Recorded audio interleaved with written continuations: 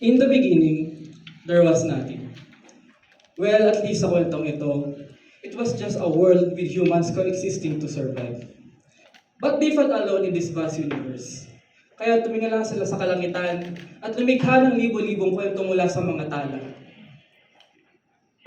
They searched in the brightest stars and the darkest caves for a purpose, but they found none. And so the humans said, "Let there be gods." At nangyari nga. Libo-libong pananampalataya ang sumibol sa daigdig in search for a purpose, in search for the truth. The evening passed and the morning came, marking the first day. On the second day, humans practiced their religions and made them a part of their community, a part of their identity. Religion ay nagsilbing pundasyon sa maraming sibilisasyon.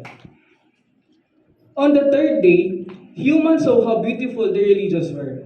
They invited others so that they can experience peace and salvation through their religion. Ngunit sa ika-4 na araw, sabi ng ibang tao, ang relihiyon lang namin ang tama. So they created barriers between races, genders, and beliefs. Kung ang Diyos nila ay pinaghiwalay ang langit at lupa, pinaghiwalay naman nila ang sangkatauhan. On the fifth day, humans realized their power and said, "Let there be wars." They waged wars with each other in the name of the religions they started, sa ngalan ng mga Diyos na nilikha nila upang magkaroon ng layunin. On the sixth day, they continued to conquer, divide, and wage war to make their religion the only religion.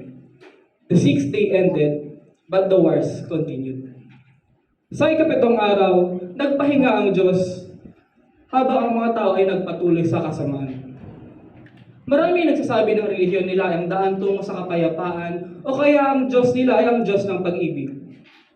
Ngunit sa mga pagkakataong binanggit ko, tila relihiyon ang naging kabaliktaran ng pag-ibig. Kaya hindi ko maiwasang tanungin sa sarili ko, paano kung walang relihiyon? Ngunit kung paano ang kwento ng pagkalikha ay hindi lang tungkol sa kadiliman, ang kwento din ng relihiyon ay hindi lang tungkol sa pagkakabahagi at pagkakampi-kampi. Kailangan natin kilalanin ang relihiyon ay nagsilbi ding tanglaw at gabay sa marami. Sa maraming pagkakataon, religion provides comfort.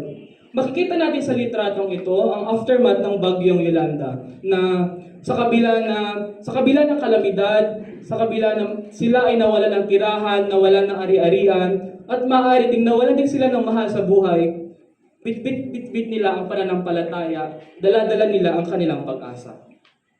It also helped people find their purpose and will to live. Ngayon, gagamitin ko ang testimony ni Baron Geisler at Kuya Jobert sa Tony Talks. Sabi ni Baron Geisler, "I was not living, and if I was living, I'm living in hell. True life is with God." Sabi din ni Kuya Jobert, "To live is Christ, and to die is gain." Kilala naman natin itong dalawang sikat na artista, pero kung di natin alam yung backstory nila, sikat sila, mayaman sila, marami silang shows, pero nalulung sila sa bisyo. Nawala sila sa tamang direksyon. Ngunit gaya nga ng sinabi nila, nahanap nila ang purpose nila sa kanilang buhay dahil sa religion. At this is also true, hindi lang sa mga artista, kundi pati sa mga normal na tao kagaya natin. Personally, nakita ko ang pagbabago ng ama ko dahil sa religion. Dati, lasinggero siya, tapos pag uuwi, laging mag-aaway, laging sigawan. Pero ngayon, dahil sa religion, siya na ngayon ang isang lingkod ng simbahan. Hindi lang sa pang-personal nakatulong ang relihiyon. Pinagbubuklod din ng relihiyon ang mga taong may pare-parehas na paniniwala. Makikita ito sa translasyon ng Poong Nazareno na ginaganap taon-taon. Sa translasyon, hindi tinitignan kung ano at sino ka.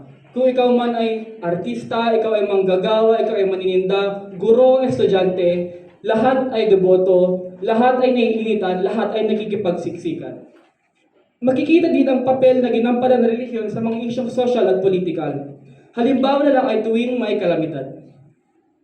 Mga religious organizations ang isa sa mga nauuna sa mga relief operation at donation drives.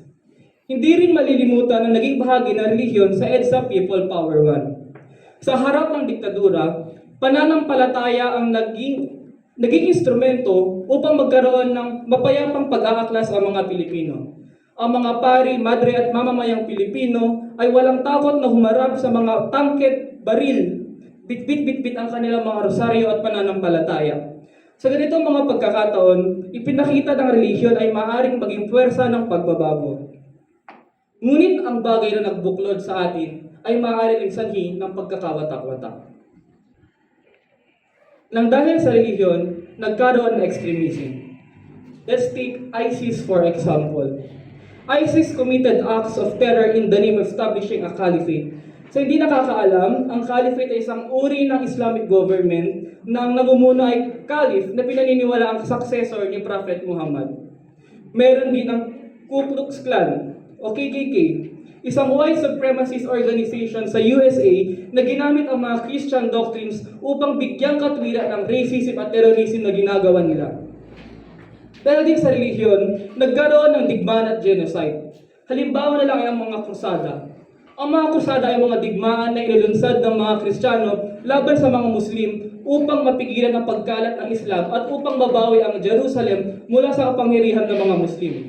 Nandito rin ang hindi matapos-tapos na pagkikibaka ng mga Palestino laban sa Zionistang Estado ng Israel na naniniwala na sila daw ay superior sa ibang lahi dahil sila ay bayan na pinili ng Diyos. At ang nakakalungkot, maraming Kristiyano, lalo na sa mga evangelical Protestants, ang sumusuporta sa Israel. Ginamit na rin ang relihiyon upang kontrolin ang pamumuhay ng mga miyembro, katulad na lamang ng black voting at ang pagbawal sa mga medical procedure gaya ng blood transfusion at surgery na ikinamatay ng ibang mga miyembro. Nandiyan rin ang child marriage na sumira sa buhay ng maraming bata. At lalayo pa ba tayo? Meron na tayong Pastor Apollo Kibuloy, ang appointed son of God, ang may-ari ng ating kaluluwa. Pero sa kabila ng mga ebidensya na inihahain at inilalaban sa kanya, meron pa rin sumusuporta sa kanya dahil naniniwala na siya ay sugo ng Diyos. Tumakbo pa ang senador at baka manalo dahil malaki ang fan base niya, di ba? And lastly, fear is used to spread religion. Napaka-ironic lang ng mga taong nagsasabi na ang relihiyon nila ang daan sa kapayapaan o ang Diyos nila ang pag-ibig ang naghahasik ng takot sa mga tao. Tignan natin ang placard na hawak ng isang Kristiyano.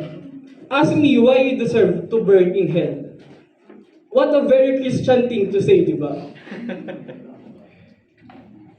Sinasabi ng mga religious figure nila na do not condemn, pero ganito ang ginagawa nila. Instead of preaching love, they preach hate. Ginagawa nila ito dahil sinasabi nila na they hate not the sinner. Ngunit kabaliktaran ang pinapakita nila. Tunay nga na there is no greater hate than religious love. Kaya hindi ko maiwasang tanungin ang sarili ko, kung walang relihiyon, ilang mga mandirigma kaya ang nakaligtas sa mga digmaang hindi naman nila ginusto? Ilang mga babae kaya hindi sana na ikasal sa mga lalaki hindi naman nila mahal dahil sa mga tradisyong nagmula sa relihiyon? Ilang mga bata kaya hindi ikinasal sa murang edad dahil sa mga nakagisnan? Ilan kaya ang malayang nagmamahal sa mga taong mahal nila? Tandaan natin na tayo ay pinanganak na may emosyon. Pinanganak tayo na may pag-ibig, ngunit hindi tayo ipinanganak na may kinikilalang relihiyon. Relihiyon na nangako ng pag-ibig, ngunit nagdulot ng pagkakabahabahagi at pagkakampi-kampi. Love was the law, but religion was taught. Kung sa ikaptong araw ay nagpatuloy at magpapatuloy ang mga tao na gamitin ang relihiyon bilang dahas, maaaring ang ikapitong araw ang huling araw na rin natin. Kaya sa mga susunod na taon, dekada, at mga siglo, ibalik natin ang tunay na diwa ng sangkatauhan. Ibalik natin ang tunay na kahulugan ng buhay at ng relihiyon, ang pag-ibig. Maraming salamat sa pakikinig.